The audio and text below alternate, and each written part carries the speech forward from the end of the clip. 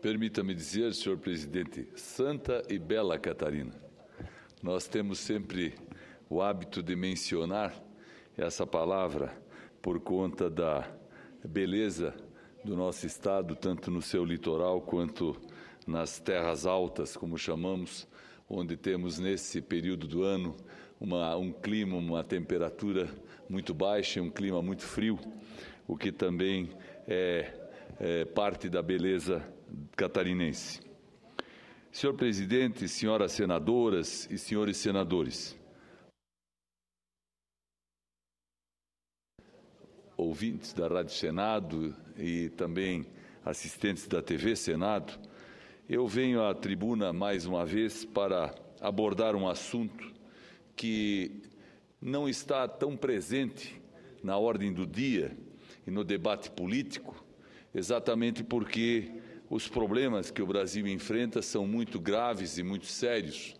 E a cada minuto, a cada dia, nós vemos na imprensa, nós vemos no debate político, nós vemos nos pronunciamentos que são aqui proferidos desta tribuna, abordados temas relacionados à corrupção, relacionados a questões de ordem política, institucional e de questões relacionadas a projetos de lei que estão em votação e em análise nesta Casa e no Congresso Nacional. Mas o assunto que eu quero abordar aqui é, sem dúvida nenhuma, o mais importante para a vida do país, para a nação brasileira, porque ele é exatamente relacionado à educação. Por isso, devo dizer que quando escuto o mantra delirante, a falácia absurda do atual governo de que somos, entre aspas, pátria educadora, sinto-me invadido por um sentimento que beira a indignação. Acompanho a realidade da educação, senhor presidente, desde muito antes de assumir a Secretaria da Educação de Santa Catarina, porque sei o quanto o tema é importante para o desenvolvimento de uma nação. Antevejo consequências nefastas para os vultosos cortes de recursos que estão sendo feitos em todos os níveis de ensino em nosso país. Em um manifesto do último dia 10 de julho, a Associação Nacional de Pós-Graduação e Pesquisa em Educação, ANPED, repudiou a enorme redução de verbas para programas de pós-graduação, que foi de 75% em relação ao ano passado. Na graduação, senhores senadores, repete-se a sangria. As universidades federais perderam 30% do orçamento nos primeiros meses de 2015. Boa parte desses repasses serviria para custeio, para pagar contas de água e luz e salários de pessoal de segurança e limpeza. Com isso, assistir às aulas nas universidades tornou-se missão perigosa. Os assaltos nos campi de instituições de peso, como a Federal da Bahia, do Rio de Janeiro e da própria UNB, têm aumentado sensivelmente, pois os funcionários de segurança tiveram que ser dispensados. São aqueles funcionários que são contratados através de empresas de serviço terceirizado. A manutenção dos prédios está no limite da salubridade. Os estudantes reclamam de banheiros e salas imundos. Na Universidade Federal do Rio de Janeiro, o lixo chegou a se acumular nos corredores. E em Santa Catarina, meu estado, a situação não é diferente. As obras do campus da Universidade Federal em Joinville, que eram para 2014, estão paradas. O ministro da Educação, que esteve lá há poucas semanas, diz apenas que não há dinheiro, nem estima prazo para terminá-las. As estruturas expostas dos prédios estão sendo corroídas pelo tempo, assim como o dinheiro do contribuinte que já foi gasto na construção. Chega a ser um monumento à incompetência o prédio da Universidade Federal, localizado no município de Joinville, que foi iniciado e com as obras paralisadas quando ainda se encontrava na sua parte estrutural. E todo mundo vê e fica realmente a impressão de que a educação está vivendo um momento de descaso e de desinteresse por parte da administração pública federal.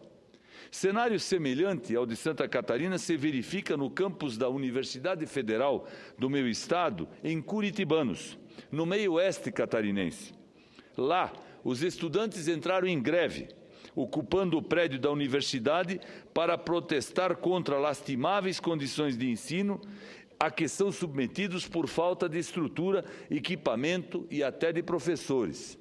Eu já falei desta tribuna quando pude dizer que a Universidade Federal no seu campus de Curitibanos, em Santa Catarina, tem, por exemplo, o curso de veterinária. E aquele curso implantado naquela universidade e anunciado aos quatro cantos como mais uma realização do governo petista em Santa Catarina, hoje faz com que os seus alunos tenham que se deslocar nos finais de semana em viagens de ônibus por mais de 400 quilômetros para fazer o aprendizado prático no Hospital Universitário da Universidade Federal em Florianópolis, senhor presidente. Veja quanto custa para um aluno se deslocar todo final de semana do meio do estado até o litoral, só para poder estudar no hospital universitário que existe lá, porque ainda não foi construído no ponto onde ele deveria estar. Em todo o Brasil, aqueles que teimam em estudar, apesar dos obstáculos, não sabem se vão ter o respaldo necessário. O pagamento das bolsas de extensão e iniciação científica está atrasado, e os cortes atingiram duramente o crédito estudantil. A equipe da presidente Dilma redesenhou o FIES para 2015, com redução do número de novas vagas e do prazo de amortização do empréstimo, além de aumentar em 200% a taxa trimestral paga pelos estudantes, entre outras restrições. Os minguados recursos ainda disponíveis para o fundo foram direcionados preferencialmente para as regiões Norte e Nordeste, terra do senador Garibaldi Alves e de tantos outros ilustres senadores. E nós do Sul não temos nada contra atender às demandas e necessidades do Norte e Nordeste. Mas é bom que se saiba que no Sul também tem juventude que quer estudar, também tem gente carente. Também existem pessoas necessitadas e que precisam de programas oficiais. Por isso eu pergunto, será que o estudante carente do Sul, do Sudeste ou mesmo do Centro-Oeste merece menos apoio do que os das outras regiões? Será que o governo, decidindo por contemplar mais uma região e menos a outra só porque ela é mais desenvolvida, não está matando a galinha dos ovos de ouro? E não está fazendo a região mais desenvolvida retroagir? Claro que está. É preciso que haja uma melhor coerência do governo no atendimento às diversidades e diferenças que temos no país hoje em termos de situação social. Quem decide qual estado pode prescindir do trabalho especializado daqueles que, por falta de financiamento, deixarão os estudos? Os problemas se anunciam também no ensino técnico. A escassez de recursos para a educação fez a previsão de 12 milhões de vagas até 2018 para o Pronatec aprendiz diminuir para ínfimas 15 mil, 1,5% do total inicialmente publicado, conforme a presidente anunciou em recente e obscuro pronunciamento sobre as metas do programa. O MEC divulgou em julho que, devido ao arroxo, a avaliação nacional de alfabetização para crianças do terceiro ano do ensino fundamental da rede pública não será feito esse ano. Olhem só. Em 2015, nós simplesmente não saberemos se nossos alunos estão aprendendo. Pararam, não vamos fazer. Isso é um absurdo, uma falta de respeito e uma falta de visão estratégica para o futuro do nosso país. Nem a educação infantil ficou imune aos cortes. Perdeu 3,4 bilhões que seriam destinados principalmente à construção de creches. A ampliação das vagas para crianças entre 0 e 3 anos era, inclusive, uma promessa de campanha da presidente. Mais uma promessa não cumprida. A combalida educação brasileira vem recebendo duros golpes neste segundo mandato da presidente Dilma. A restrição de recursos atinge desde a educação infantil até a pós-graduação, com a espúria finalidade de fazer caixa para o governo poder continuar gastando em outras atividades. Já encerro, senhor presidente.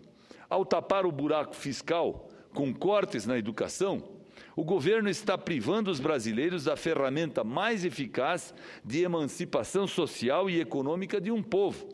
Está condenando o Brasil a se manter eternamente na condição de país do futuro, entre aspas, enquanto sua população espera, já sem ânimo, por um presente que poderia ser de prosperidade e de bonança. Não podemos ficar indiferentes a esse absurdo, não podemos silenciar. É preciso dizer o que é verdade. E tudo o que eu disse, senhor presidente, é absolutamente verdadeiro e comprovado.